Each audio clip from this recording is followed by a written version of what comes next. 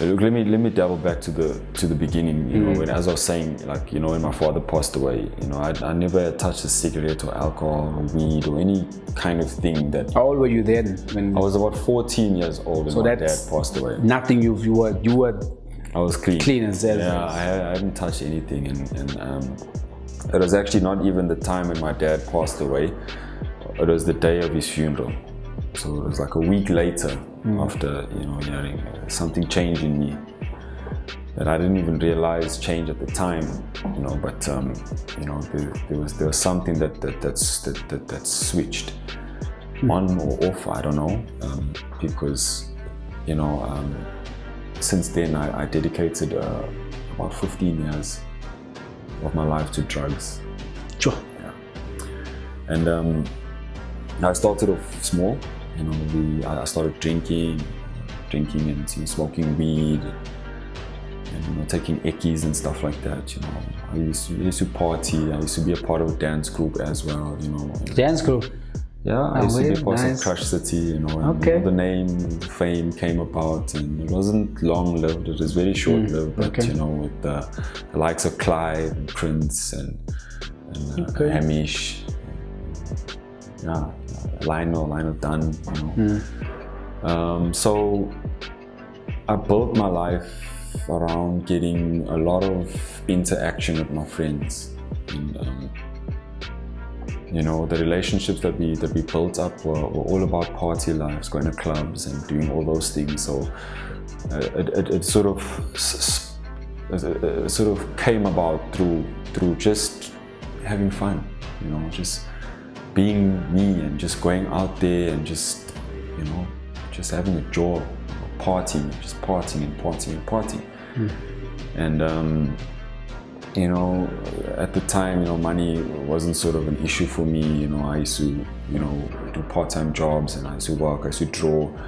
I used to work as an artist for a company called Mike Steinbeck and Associates at the time. So I was a hands-on artist. I used to, you know, paint, do sculptures, things like that. You know, my salary was I had a very good salary for my age. I built myself up from ages 16, 17.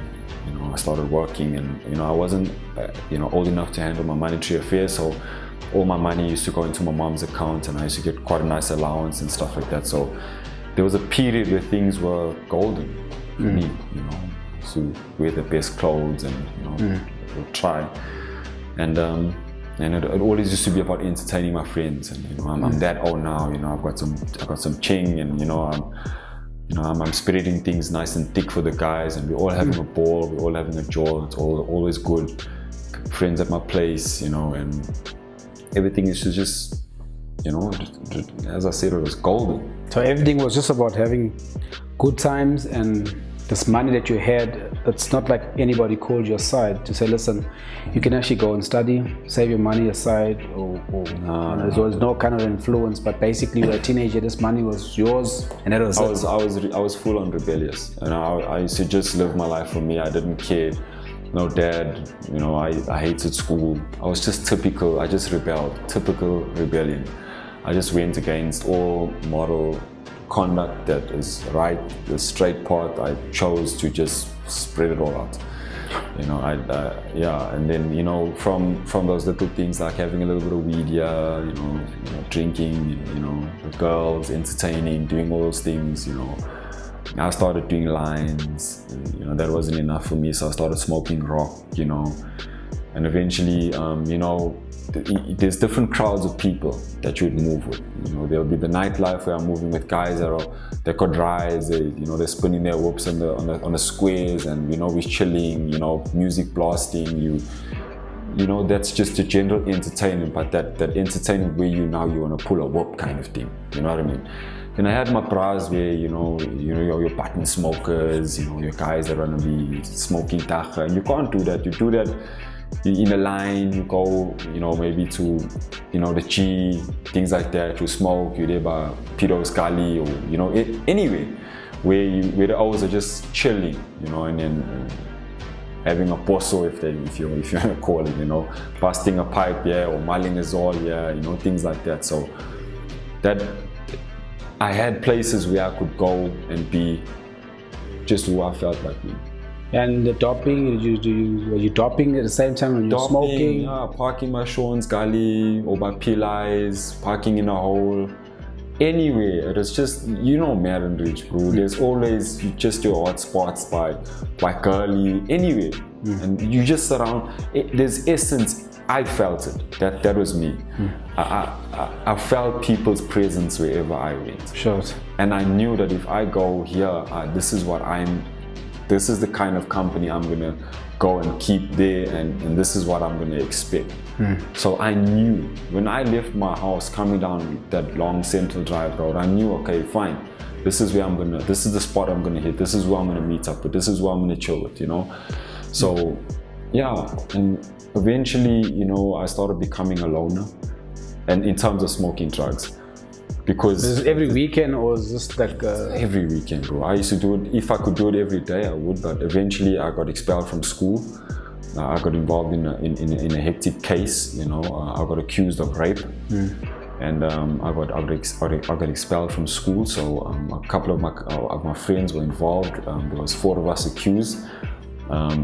And yeah, we got kicked out of school. We got arrested in school for this particular case, and not to go into too much detail, but it sort of changed our life then, and we kind of had a lot more time in our hands, and we were not in school anymore. So it was anything goes now. So money wasn't so obtainable. I wasn't working in the same place where I was working anymore. So the hustle was more.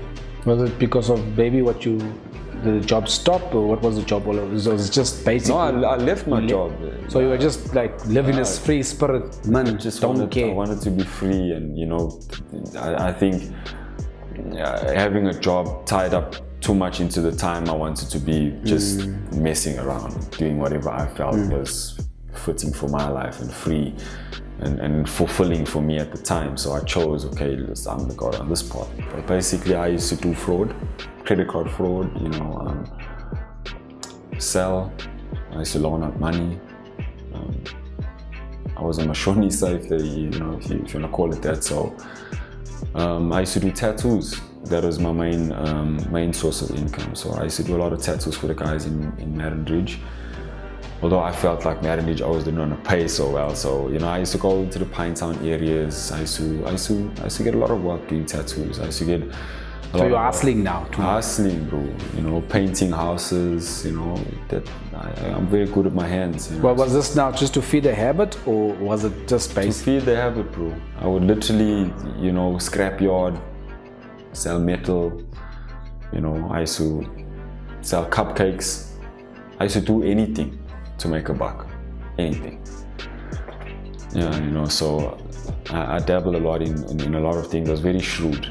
I had a very analytical mind, so I used to analyze things and find out which way would be the best possible way to make a quick, buck. So that was me. And my friends always could rely on me. I'll be gone for a second, but they knew when I come back, I got something. Wow. Yeah, they could always rely on me. I would never be short. I would never ever be short. I would always make a plan. Always. Always. So they always knew that guy. He's coming back for sure. I was a plan maker. Yeah, I was definitely a plan. And then there's all this money that you get. So we're gonna bust it up. Shift the hustle, man. That was my game. Shift the hustle. They knew me for that. So, it's not just to, and I had my O's that I used to park with, and I knew who I wanted to sit with, I don't mean to name names, but a lot of the O's that I used to, the one O that I really used to park with was Lazy. And this is when I used to start really moving away from the cosmetic drugs and going on to the synthetics. Sure. So the synthetics would always be your cat, Wunga and all of that. So I really went down. So you must know that from all this high-priced drugs that are very expensive, and very costly, if you can say that, my life took a downward spiral. That to get high was like 20 bucks, 19, 17 rand at a time, depending, because I had to feed my habit somehow. and I couldn't afford, you know, a lot of although I used to make a good plan, a good hustle, but people started seeing me for who I really was. And you know, the people that would sort of bear down on you and they'll start looking at you and shaking their heads and like, you know, look what he's become, or you know, he's thrown his life away, and I mean, just look at him now, and he's like a hobo, he's a Wunga boy, or this and that and the other, you know what? Name calling. Yeah, you know, those people, you know, they sort of tried to separate themselves away from you, and you know, the hustle wasn't easy anymore. You know. But how did it make you feel though, when you're hearing all these kind of insults? Look, it tore me apart. You know, I was ashamed of who I was. I wasn't me, you know. I didn't recognize myself in the mirror, you know. I literally. There's a lowest point, like rock bottom, like. Yeah, man. Lowest of lows. You know, I used to work for the municipality also at some stage in my life, you know, and literally there used to be a drug house, like where I used to work is Pinetown Civic Hall, and that was my station. And I used to work for Parks and Recreation, PRC, Parks, Recreation and Culture, and you know, I used to sort of work in the upkeeping of the hall and stuff like that. So I was basically a cleaner.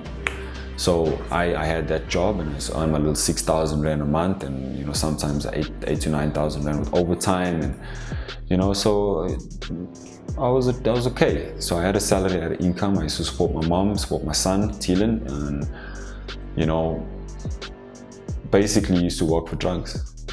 You know, live in my overalls, don't buy yourself clothes, and that is the biggest challenge in my life as well, because I literally had to make a choice of whether I need to keep my job or lose my job, or leave my job, should I say, rather than feeding the lifestyle that I have, because I'm already at my lowest point. By chance, I got this job. You know, I'm literally working and to feed my drug habit. Your habit. Yeah. So you weren't gaining anything. Just basically, this job here was to now fill this gap. Yeah. That and you know, a lot of other small jobs before I got that one. You know? So basically all the jobs and stuff that you had was basically feeding this habit that you were in terms of the drugs. That's basically, it's not like you came out somewhere with this money that you've made, but all that just went on to drugs. Yeah, look, this might be a point form description of where I came from, you know, from the starting point till now, but you must understand that there were stages in between. Correct, yeah. Or phases in between, you know, because, you know, from the cosmetics to the synthetics to, you know, to rock bottom. So now in that stage of not doing the synthetic drugs, you know, the heroin and you know, all this Wunga mixed with I don't know what else, you find that, you know, you'd be in a place where you feel that this is a point of no return. So I didn't see a way out.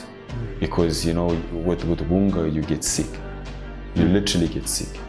You know, it's the vomiting, the sweating, the back pain. They call it a roster. That's the I think the Zulu term for it. You know, I can't say that I'm saying it correctly, but it's basically a sickness that you cannot live without this drug. Literally, if you don't smoke, you're gonna get sick, and that's borderline. And that's why a lot of desperation came into play, where guys would steal, where guys would rob people, guys would fight, you know, claw tooth and nail for their next fix, because they would literally get sick. And you know, I was lucky enough because I always had a fix, so I would never experience that. But for long would sort of die down, and then, you know, you know, that supply was not always there, you know. So, you know, I got desperate at times, you know. Then I would sell stuff, sell my clothes, sell my tacky, sell my jewelry, phones, whatever I had. And then it's like you're ripping yourself now. You basically, the very life of me was getting stripped away, and that's what I saw happening to me. Literally saw happening to me. Every day I would fight to get out, take methadone somehow, but you know, I can't afford methadone. It's like for 60 mil, it's like 108 rand. Where do I get that money from? Unless there was somebody to literally take you out from where you are and put you in a different situation. I tried rehab, I tried everything. I went to 4 different rehabs. I went to Kwasi Sabantu, I went to Newlands, I went to Phoenix. I went Phoenix twice. So I literally tried. I fought for my life, and I knew that I needed to get out, but I was hooked. Badly. I was hooked. So I couldn't get out. I couldn't get out. No matter how I tried, I couldn't get out. And it was the friends that I kept. It was the lifestyle that I lived. It was where I was, basically. And so you're saying that you relapsed 4 times from the rehabs you went to, and every time you lapsed like 4 times. Yeah, like literally walk out the doors of the rehab and then go get it fixed. Like not relapsing. That was like, you're breaking free. It's like, okay. Yeah. I don't think you can call it. Okay. Well, I don't really think, but yeah. But listen to your story. It's kind of scary though. Yeah, no. I mean, sure, your background from when you spoke about your family and to where you are, and people even saying things that you didn't want to hear. Mm-hmm. So basically, even words also penetrated in a way that it was harmful in terms of you didn't want to hear that, because knowing where you come from, because look, I had a chance. I think this is the 3rd or 4th time around to actually have a guy do a course of understanding addiction. So we did a study and online theory as well as practical. We did a lot of weird stuff. Watching wildlife that sort of helps you center yourself. Wildlife like Nature Channel or National Geographic and stuff like that. And also, they call it hall dancing, where everybody's all together in one room and everybody's dancing. And at certain points, you have to close your eyes and dance. There's a lot of exercise and a lot of eating. So what I did was I worked out every day. I trained, just to try and build myself, because the first time that I went into rehab, I was like weighing like 58, 59 kgs. So I was, my body weight deteriorated quite significantly. So I lost a lot of weight, and I was very thin. I was looking like a sack of remotes, if you can call it that. So I deteriorated a lot, and I wasn't looking the same. Eyes stuck in my head, skin color changed. I was very hair not cut, and I was looking like a hobo. I was looking terrible. So I sort of tried and change my life or make a right about turn the last time, but I still didn't get it right. I still relapsed. I still went back. I still did drugs.